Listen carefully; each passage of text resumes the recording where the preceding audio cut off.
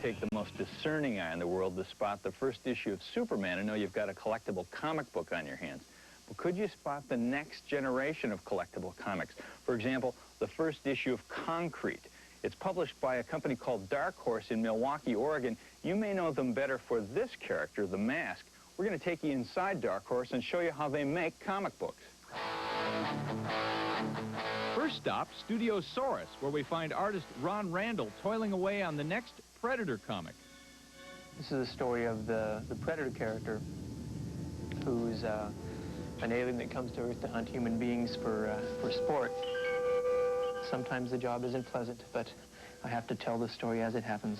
Ron, where are we in the process here? Where are you in the process? Hopelessly lost. Yeah. Hopelessly lost in the jungles of South America. But actually, where I'm at the stage where I'm doing type pencils on the layouts that I've done. What I'm doing is I'm telling a story through a series of pictures. Do you ever look at some of the characters and think they may be taking the musculature a little too far? Way over the top. Way over the top. I look at some of these and I say, get thee to an anatomy class. What I found out when I was working on Spider-Man was the farther up I would bring his knees when he's swinging through the city, and the farther out I would throw his elbows and stuff, the more like Spider-Man he looked. Don't try this at home. I'm a trained professional. Faster than a... How's that, Jim? Cool. Let me try that. Be my guest.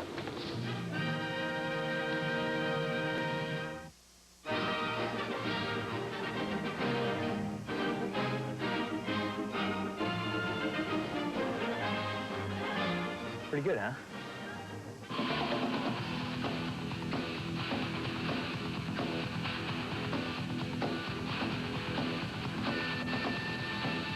Good news, parents. Spelling and grammar do matter to the production artists at Dark Horse.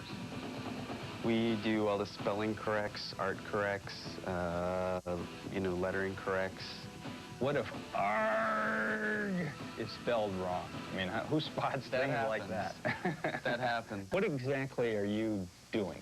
Well, right now I'm working on a Sin City book by Frank Miller. Frank Miller, everybody loves him. All the fans love him. They go crazy over his work. Now, how would you pronounce that?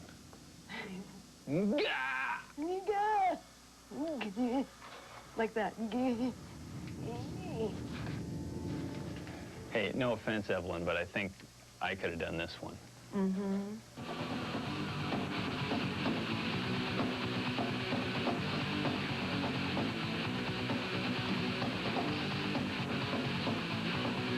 Next stop, the colorists.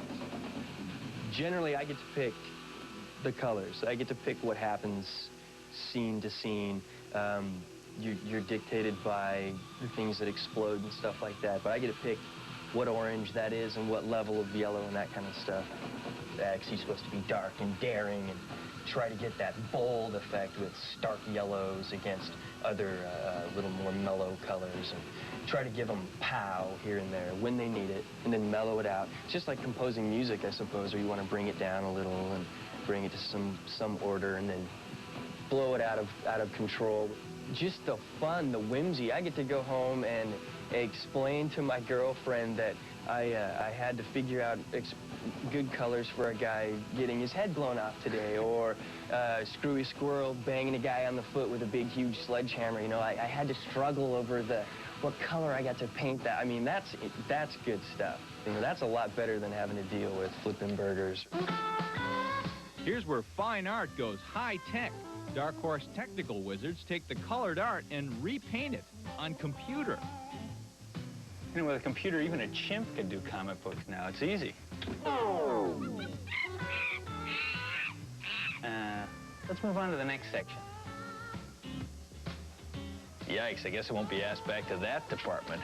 Rich, you don't want to know. Now, what process are we in here? Where are we in the whole...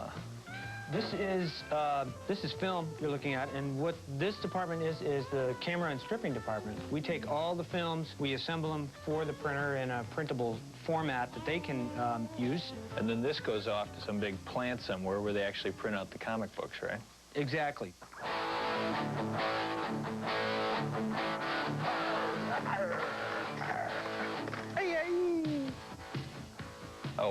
Well, comic books may look like kid stuff, but I hope you've learned from this segment that it's really serious business. Hey,